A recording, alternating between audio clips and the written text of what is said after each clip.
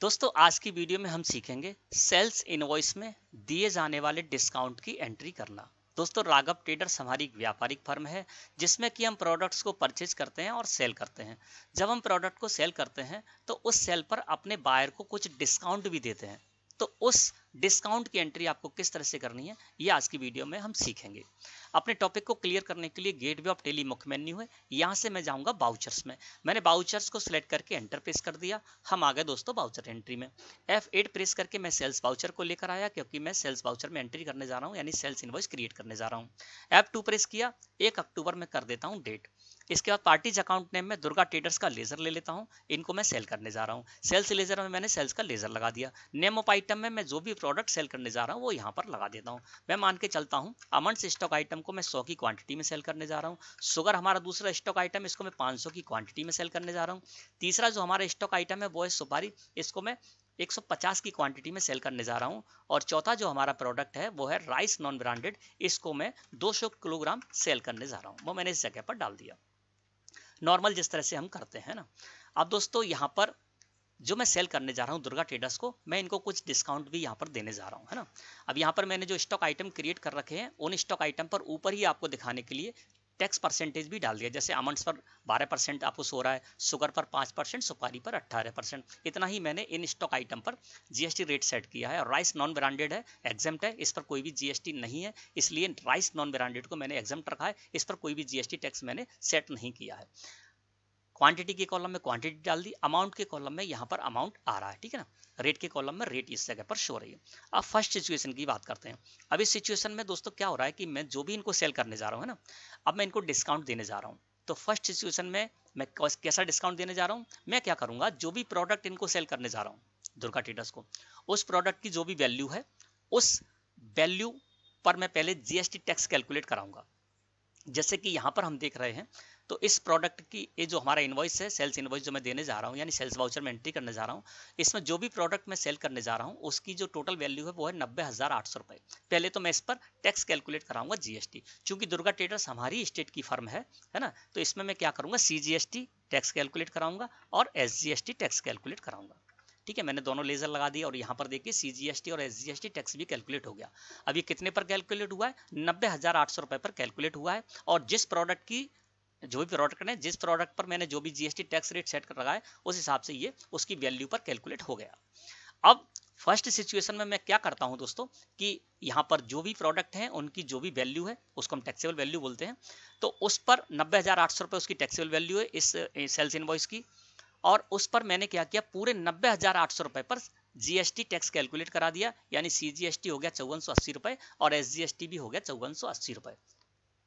अब मैं इनको इसके बाद डिस्काउंट देने जाऊंगा, तो क्या होगा कि जब हम इस तरह का डिस्काउंट देंगे तो इससे दोस्तों क्या होगा कि हमारा जो भी टैक्सेबल वैल्यू 90,800 रुपये है वो 90,800 रुपये ही रहेगी। CGST SGST का अमाउंट है वो उतना ही रहेगा, सिर्फ इसकी जो लास्ट वैल्यू है, इनवॉइस वैल्यू, उसमें से अमाउंट कम हो जाएगा। जैसे इसकी लास्ट वैल्यू है 1,01,760 रुपये, ये कम हो जाएगी ना। तो इसके लिए यहाँ पर हमको एक लेजर क्रिएट करना होगा। मैं अल्ट के साथ C प्रेस कर देता हूँ, लेजर क्रिएशन में आ गया। मैं यहाँ पर एक लेजर बनाऊंगा डिस्काउंट पेड का, है ना। डिस्काउंट पेड मैंने नेम में डाल दिया। अंडर रखेंगे दोस्तों इसको इनडायरेक्ट एक्सपेंसेस ग्रुप के अंतर्गत, क्योंकि ये हमारा खर्चा है, नुकसान है ना। इस तरह से मैंने ग्रुप ले लिया अंडर इनडायरेक्ट एक्सपेंसेस ग्रुप, ठीक है ना। और इसके बाद फिर मैंने एंटर प्रेस किया। इन्वेंट्री वैल्यूज आर अफेक्टेड को मैं नो रहने दूंगा। टाइप ऑफ लेजर में मैं नॉट एप्लीकेबल करूंगा। और अब हम आ गए दोस्तों स्टेटरी डिटेल्स में। यहाँ पर स्टेटरी डिटेल्स में दोस्तों हमको क्या करना है, इज जीएसटी एप्लीकेबल, इसको नॉट एप्लीकेबल करना है, क्योंकि डिस्काउंट पेड का जो मैं लेजर क्रिएट करने जा रहा हूँ इसका जो अमाउंट होगा उस पर मैं जीएसटी टैक्स कैलकुलेट नहीं कराऊंगा, है ना। तो इज जीएसटी एप्लीकेबल को मुझे नॉट एप्लीकेबल करना है। इसके लिए कीबोर्ड से मैंने स्पेस की प्रेस की, एप्लीकेबिलिटी का हमारे सामने पॉपअप आ गया, इसमें से मैंने नॉट एप्लीकेबल को सिलेक्ट किया और एंटर प्रेस कर दिया। अब is GST applicable not applicable हो गया। सेट अल्टर जीएसटी डिटेल्स को भी मैं नो रहने दूंगा और include an assessable value calculation 4 को भी मैं यहाँ पर नॉट एप्लीकेबल करते हुए और इसको लेजर को क्रिएट कर लूंगा। ये लेजर मैं किस सिचुएशन के लिए क्रिएट कर रहा हूँ, जबकि मैं क्या करूंगा, जो भी प्रोडक्ट की वैल्यू है, टोटल वैल्यू, उस पर जो भी जीएसटी टैक्स रेट सेट है उसकी टोटल जो टैक्सेबल वैल्यू उस पर मैं पहले CGST SGST में टैक्स कैलकुलेट करा दिया। उसके बाद मैं डिस्काउंट देने जा रहा हूं और मैं चाह रहा हूं कि हमारी जो प्रोडक्ट की टैक्सेबल वैल्यू उस पर कोई फर्क ना पड़े और जो CGST SGST का अमाउंट है उस पर भी कोई फर्क ना पड़े, सिर्फ और सिर्फ जो टोटल वैल्यू है उसमें वो माइनस हो जाए फिगर जो भी मैं देने जा रहा हूँ डिस्काउंट, है ना। इसको मैंने एक्सेप्ट कर लिया। अब दोस्तों हम इस जगह पर आ गए। अब यहाँ पर जब हम हैं तो आप देख लीजिए कि इसका अमाउंट कितना है। लास्ट अमाउंट है 1,01,760 रुपए, है ना। ये इसका टोटल वैल्यू हो गई। और इसमें क्या है, टैक्सेबल वैल्यू 90,800 रुपए, CGST और SGST 5480 हो गया। अब जब मैं डिस्काउंट देने जाऊंगा इनको तो उसका कोई फर्क, यहाँ तो जो 90,800 रुपए टैक्सेबल वैल्यू वो 90,800 रुपए ही रहेगी, यानी उसी पर टैक्स कैलकुलेट होगा। और टैक्स जो 5480 CGST और 5480 SGST कैलकुलेट हुआ है वो उतना ही रहेगा, कुछ भी फर्क नहीं पड़ेगा। जो भी डिस्काउंट यहाँ पर अमाउंट डालूंगा डिस्काउंट का वो सिर्फ और सिर्फ 1,01,760 रुपए में माइनस हो जाएगा, ठीक है। अब इसको आप चाहें तो परसेंट वाइज भी दे सकते हैं। अब जैसे मान लीजिए मैं यहाँ पर 1% कर देता हूँ, है ना। तो क्या करना है, जब भी आप डिस्काउंट पेड करने जाएं, डिस्काउंट देने जाए तो आपको माइनस लगाना है ना, तभी तो ये माइनस होगा इसमें से। मैंने यहाँ पर माइनस लगा दिया और 1 लिख दिया और एंटर प्रेस किया तो ये -1% इसने इसमें से हटा दिया। यानी जो उसकी टैक्सेबल वैल्यू थी 90,800 रुपए, उसमें से उसने क्या किया, 908 रुपए इसमें से माइनस कर दिए, लेकिन टैक्सेबल वैल्यू माइनस नहीं की है। ये जो 908 रुपए माइनस हुए हैं वो 90,800 पर 1% माइनस हुए हैं, लेकिन इसका फर्क सिर्फ पड़ेगा टैक्स आपका जो इनवॉइस वैल्यू उसी पर, यानी 1,0852 रुपए अब इसकी वैल्यू रह गई, ठीक है ना। तो इस तरह से जब आपको देना है तो आप दे सकते हैं। आप चाहें तो यहाँ पर परसेंट से ना देना चाहें, सीधे सीधे लिखना चाहें तो सीधे सीधे भी लिख सकते हैं। मैं परसेंट से नहीं देना चाहता, मैं इस जगह पर आ गया, इसको भी 0 कर दिया और फिर इस जगह पर आ गया और माइनस मैं यहाँ पर लिख देता हूँ 908 रुपए, है ना, 908 कर दिए। तो इस तरह से भी आपको क्या करना है दोस्तों, जब भी आपको इस तरह से देना है डिस्काउंट जिसमें आप चाहते हैं कि जो भी आपकी प्रोडक्ट की वैल्यू है उस पर टैक्स कैलकुलेट हो जाए, और टैक्स कैलकुलेट हो जाए उसके बाद हम इसको डिस्काउंट दे दें और उस डिस्काउंट का फर्क हमारे इस इनवॉइस की टैक्सेबल वैल्यू पर ना पड़े और CGST और SGST के अमाउंट पर भी ना पड़े, और हम परसेंट से देना चाहें तो परसेंट से भी दे पाएं और वैल्यू से देना चाहें तो वैल्यू से देना चाहें, और उसका फर्क सिर्फ इतना हो कि जो टोटल वैल्यू है इनवॉइस की उसमें से वो 908 रुपए जो मैं देने जा रहा हूं, जो भी आप डिस्काउंट का अमाउंट रख रहे हैं वो उसमें से माइनस हो जाए, है ना। तो इसको इस तरह से दोस्तों हमको करना है। अब क्या मैं करता हूं, यहाँ पर दूसरा तरीका लेता हूं, है ना, दूसरे तरीके से आपको बताता हूं। इसके लिए सबसे पहले मैं यहाँ पर CGST का जो लेजर उसको हटा देता हूँ, SGST का भी हटा देता हूँ, डिस्काउंट पेड का लेजर है इसको भी मैं यहाँ से हटा देता हूँ, ठीक है। अब बात करते हैं दूसरे सिचुएशन की। अब इसमें क्या है दोस्तों, यहाँ पर आपको दिख रहा है डिस्काउंट का कॉलम, है ना। अब हम डिस्काउंट के कॉलम का यूज करेंगे। यदि आपके सेल्स इनवॉइस में डिस्काउंट का कॉलम नहीं आ रहा है तो आप यहाँ से F11 प्रेस करिए कीबोर्ड से। जैसे ही आप F11 प्रेस करेंगे कीबोर्ड से, आप आ जाएंगे कॉन्फ़िगर में, कंपनी फीचर में आ जाएंगे, और कंपनी फीचर में आने के बाद दोस्तों आपको यहाँ पर नीचे आ जाना है। यहाँ पर आपको लिखा हुआ मिलेगा use discount column in invoices, इसको दोस्तों आपको यस कर देना है। तो आपके भी सेल्स इनवॉइस में आपका डिस्काउंट का कॉलम आ जाएगा ना। तो मैं यहाँ पर use discount column in invoices को यस रखा है ना, इस वजह से ये आ रहा है। तो आपको क्या करना है, कंपनी फीचर में आना है, use discount column in invoices को यस करते हुए और कंट्रोल के साथ ए प्रेस करके इसको आपको एक्सेप्ट कर लेना है। तो एक्सेप्ट कर लेंगे तो आपके में डिस्काउंट का कॉलम आ जाएगा। अब दूसरी सिचुएशन बताते हैं, इसमें क्या करते हैं हम कि जो भी प्रोडक्ट है, अलग अलग प्रोडक्ट है और अलग अलग प्रोडक्ट पर मैं अलग अलग रेट वाइज परसेंटेज वाइज यहाँ पर डिस्काउंट देना चाहता हूँ। जैसे कि मान लीजिए दो चीजें इसमें आपको ध्यान रखनी है। एक तो क्या है कि हम क्या कर रहे हैं, अलग अलग परसेंट वाइज हम देना चाहते हैं डिस्काउंट इसमें, और किसी पे देना चाहते किसी पे नहीं देना चाहते। तो आपके लिए यही अच्छा रहेगा कि आप डिस्काउंट का कॉलम लेकर आए। और इसमें क्या होगा कि जैसे जो भी प्रोडक्ट की वैल्यू है उसमें से डिस्काउंट माइनस हो जाएगा, फिर अमाउंट आएगा और फिर उसी अमाउंट पर टैक्स कैलकुलेट होगा। जैसे कि देखिए यहाँ पर 20,000 रुपए दिख रहा है यहाँ पर, जैसे देखिए आप यहाँ पर अमाउंट्स है, अमाउंट्स की वैल्यू कितनी दिख रही है इस जगह पर, 20,000 रुपए दिख रही है। अब मैं यहाँ पर मान के चलता हूँ 1% में डिस्काउंट देना चाहता हूँ इस पर, तो मैं 1 यहाँ पर डालूंगा और एंटर प्रेस कर दूंगा। यहाँ माइनस नहीं करना है, यहाँ सिर्फ मैं 1 डालूंगा और एंटर प्रेस कर दूंगा। तो 1% इसमें से माइनस हो गया। पहले कितना था, 20,000 रुपए। अब 20,000 का 1% देखेंगे, है ना, तो 1% घटाने के बाद 200 रुपए माइनस हो गया, तब 19,800 रुपए रह गया। और इसी पर अब टैक्स कैलकुलेट होगा, 20,000 पर टैक्स कैलकुलेट नहीं होगा। तो हम क्या कर रहे हैं कि हम यहाँ पर अलग अलग जो भी हमको जिस प्रोडक्ट पर डिस्काउंट देना है, जिस परसेंट से, वो परसेंट से हम यहाँ पर दे सकते हैं। और उसके बाद क्या होगा, जो वैल्यू थी उस वैल्यू में से माइनस होकर अमाउंट आएगा और उसी पर टैक्स कैलकुलेट होगा। अब इस सिचुएशन में क्या है, पहले 20,000 सो रहे थे तो 20,000 पर टैक्स कैलकुलेट होता। अब मैंने 1% यहाँ पर दे दिया डिस्काउंट, तो ये वैल्यू रह गई 19,800 रुपए। अब 19,800 रुपए पर ही टैक्स कैलकुलेट होगा, कितना, 12%, जो कि अमाउंट पर मैंने डाल रखा है ना। तो इस तरह से हम अलग अलग दे सकते हैं। अब फिर से हम दूसरे पे आ जाते हैं। दूसरा हमारा स्टॉक आइटम है क्या, चलिए देख लेते हैं। शुगर हमारा दूसरा स्टॉक आइटम है, इस पर मैं 2% देने चाहता हूँ डिस्काउंट, है ना। 2% में 2 जैसे ही मैंने यहाँ पर डाला तो ये 20,000 से 19,600 रुपये हो गया। 20,000 में से 2% यदि देखेंगे तो 400 रुपये मैंने माइनस कर दिए, 19,600 रुपये हो गए। तीसरा जो हमारा स्टॉक आइटम है, इस पर मैं 0.5% देना चाहता हूँ, तो 0.5 यहाँ पर डाल दिया, ये 0.5 इसमें से माइनस हो गया, ठीक है ना। इसके बाद चौथा जो स्टॉक आइटम है, उस पर मैं कुछ भी डिस्काउंट देना चाहता हूँ, तो इसको मैं ऐसे ही रहने देता हूँ और एंटर प्रेस कर दूंगा। इस पर मैं कोई भी डिस्काउंट देना चाहता हूँ। अब ये कौन सी सिचुएशन है, ये वो सिचुएशन है जिस सिचुएशन में हमने क्या किया कि हम डिस्काउंट काटने के बाद जो वैल्यू बच रही है उस पर हम जीएसटी टैक्स कैलकुलेट करेंगे। डिस्काउंट मैंने यहीं पर दे दिया और अलग से कोई डिस्काउंट का हिसाब भी नहीं रखेंगे, कोई लेजर हम लगा नहीं रहे हैं, यहीं डायरेक्ट मैंने डिस्काउंट दे दिया इसको, ठीक है ना। जिस पर 1% देना उस पर 1% दे दिया, जिस पर 2%, जिस पर 0.5% देना था दे दिया, और जिस पर कोई भी नहीं देना था वो मैंने इस तरह से नहीं दिया, है ना, और एंटर प्रेस किया। अब दोस्तों यहाँ पर सीजीएसटी और एसजीएसटी हम टैक्स कैलकुलेट करा देंगे। मैंने सीजीएसटी और एसजीएसटी टैक्स कैलकुलेट करा दिया। अब इस स्थिति में क्या हुआ दोस्तों कि जो यहां पर देखेंगे तो टोटल अमाउंट जो पहले आ रहा था ना, अब डिस्काउंट के बाद वो अमाउंट नहीं आ रहा है, अब आ रहा है 89,990 रुपए। अब 89,990 रुपए पर ही यहां पर टैक्स कैलकुलेट हो गया। डिस्काउंट मैंने दे दिया और डिस्काउंट देने के बाद जो वैल्यू बची उस पर जीएसटी टैक्स कैलकुलेट हो गया। और इस तरह से दोस्तों आप डिस्काउंट दे सकते हैं अगर आपको अलग अलग यहाँ पर प्रोडक्ट पर डिस्काउंट देना है ना। ये सेकेंड मेथड हो गया। अब जानते हैं थर्ड मेथड को। अब इसको भी हम यहाँ पर हटा देते हैं इस तरह से ना। और थर्ड मेथड में आपने भले ही यहाँ पर डिस्काउंट का जो कॉलम है खोल रखा है, लेकिन आप डिस्काउंट नहीं रखना चाहते हैं ना, तो आप इसको हटा भी सकते हैं, कोई दिक्कत नहीं है। हमने भले ही डिस्काउंट कर रखा था लेकिन डिस्काउंट नहीं देना है तो आप इसको इग्नोर कीजिए, आगे बढ़िए। अब बताता हूँ आपको अगला तरीका, है ना। अगला तरीके में क्या है, जैसे मान लीजिए मैं यहाँ पर कर देता हूँ 40,000 रुपये फर्स्ट की वैल्यू, है ना। तो दूसरे में यहाँ पर इसको हटा देता हूँ और कर देता हूँ 30,000 रुपये। इसमें भी डिस्काउंट हटा दिया और 20,000 रुपये इसकी वैल्यू कर देता हूँ। मैं सिर्फ इसलिए कर रहा हूँ जिससे कि आपको अच्छे समझ में आ जाए। और इसको करता हूँ मैं 10,000 रुपये। अब ये तीसरा मेथड है। अब देखिए इसमें क्या हुआ, 1 लाख रुपए यहाँ पर आ गया। देखिए मैं आपको जूम करके दिखा देता हूँ। जो भी प्रोडक्ट है वो जो सेल करने जा रहा हूँ उसका अमाउंट कितना हो गया, 40,000, 30,000, 20,000, 10,000, है ना। 1 लाख रुपए सभी का मिलाकर हो गया। अब तीसरा मेथड जानते हैं कि किस तरह से आपको, यदि आपको इस तरह से देना है तो आप क्या करेंगे। यहाँ पर मैं यहाँ पर चलता हूँ, अल्ट के साथ सी प्रेस करता हूँ। यहाँ पर एक अलग से लेजर बना लेता हूँ, scheme and discount receive.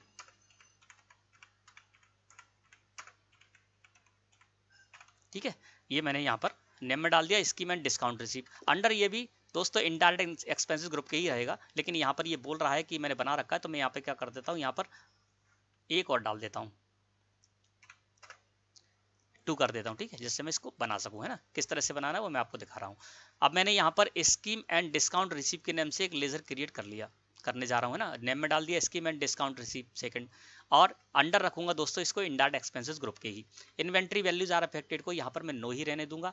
Type of laser में भी दोस्तों मैं एंटर प्रेस करूंगा, इसको भी नॉट एप्लीकेबल रहने दूंगा। और दोस्तों अब हम आगे इज जीएसटी एप्लीकेबल, तो इसमें भी दोस्तों जीएसटी को मुझे नॉट एप्लीकेबल ही रखना है। मैंने यहाँ पर इसको किया नॉट एप्लीकेबल। अब दोस्तों इसमें मैं क्या करूंगा, include in accessible value calculation for, इसको मैं करूंगा जीएसटी, ठीक है ना। जीएसटी मैंने कर दिया। एप्रोप्रिएट टू, आप गुड्स सर्विसेज जो भी करें, बोथ करना चाहें बोथ कर सकते हैं, मैं यहाँ पर कर देता हूँ गुड्स। अब यहाँ पर हमारा कर्सर है मेथड ऑफ कैलकुलेशन, है ना। अब यहाँ पर ये पूछा जा रहा है कि जो आप डिस्काउंट देने जाएंगे, जो लेजर क्रिएट कर रहे हैं उसके द्वारा आप जो डिस्काउंट देने जाएंगे तो किस तरह से देंगे, बेस्ड ऑन क्वांटिटी रखेंगे उसका आधार, या बेस्ड ऑन वैल्यू रखेंगे, है ना। बेस्ड ऑन क्वांटिटी का मतलब ये होगा कि मान लीजिए हम इस तरह का लेजर लगा के और उस जगह पर 1,000 रुपए का डिस्काउंट देने जाते हैं, तो क्या होगा, आपके उसमें जितने भी सेल्स इनवॉइस में जितनी भी आपकी यूनिट होंगी, है ना, क्वांटिटी जितनी भी होगी, तो क्वांटिटी के हिसाब से उसको क्या करेगा, डिवाइड करेगा और क्वांटिटी के हिसाब से उसको माइनस कर देगा। वैल्यू करेंगे तो क्या होगा, जितनी वैल्यू होगी आपकी, जिस जिस प्रोडक्ट की जितनी जितनी वैल्यू होगी, और फिर क्या होगा, जो आप यहाँ पर अमाउंट देने जाएंगे डिस्काउंट का, तो वो उसमें से डिवाइड करके और उस वैल्यू में से माइनस कर देगा। तो मैं यहाँ पर कर देता हूँ बेस्ड ऑन वैल्यू, आप चाहें तो बेस्ड ऑन क्वांटिटी भी कर सकते हैं, ठीक है ना। और इस तरह से दोस्तों इस लेजर को मैंने कर लिया क्रिएट करने के बाद हम इस जगह पर आ गए। अब दोस्तों हम स्कीम एंड डिस्काउंट जो, सॉरी यहाँ पर पेड करना था, मैंने रिसीव कर दिया, स्कीम एंड डिस्काउंट पेड, ठीक है ना, ये बनाना मुझे। नेम में मैंने डाल दिया डिस्काउंट और पेड, और इसको इस तरह से बाकी चीजें इसी तरह से रहने दी। अब मैंने स्कीम एंड डिस्काउंट पेड का लेजर क्रिएट कर लिया। अब दोस्तों यहाँ पर हम जो लेजर मैंने क्रिएट कर लिया, अब मैं यहाँ पर पहले डिस्काउंट देना चाहता हूँ, है ना। इसमें भी क्या होगा, इसमें भी वही होगा कि जो वैल्यू है 1 लाख रुपए है, इसमें से पहले माइनस कर लेंगे डिस्काउंट को, और माइनस करने के बाद जो वैल्यू बचेगी उस पर हम जीएसटी टैक्स कैलकुलेट करा देंगे। अभी मैंने क्या किया था, अलग अलग स्टॉक आइटम थे उन पर अलग अलग परसेंट से डिस्काउंट दिया था। अब यहाँ पर हम ओवरऑल मान के चलते सभी को हम 2% यहाँ पर डिस्काउंट देते हैं, तो माइनस मैंने यहाँ पर 2 कर दिया, तो ये देखिए माइनस 2000 रुपये हो गए, ठीक है ना। अब हम CGST और SGST का टैक्स लगाते हैं। आप चाहें तो यहाँ पर परसेंट से भी दे सकते हैं, वैल्यू चाहें तो वैल्यू भी डाल सकते हैं, कोई फर्क नहीं पड़ता है ना। यहाँ पर अगर 2% ना डालें आप, यहाँ पर 2000 जो भी वैल्यू डालें वो आप वैल्यू डाल सकते हैं। अब मैंने यहाँ पर -2% कर दिया, सभी पर मैं 2% देने जा रहा हूँ, मैंने यहाँ पर 2% कर दिया। आप परसेंट से न देना चाहें, यहाँ पर 2000 की जगह 1580 रुपये देने होते तो -1580 रुपये हम कर देते, तो कोई दिक्कत नहीं रहती ना। जैसे भी आप करना चाहें आप कर सकते हैं। अब दोस्तों यहाँ पर मैं CGST और SGST टैक्स लगाने जाऊँगा।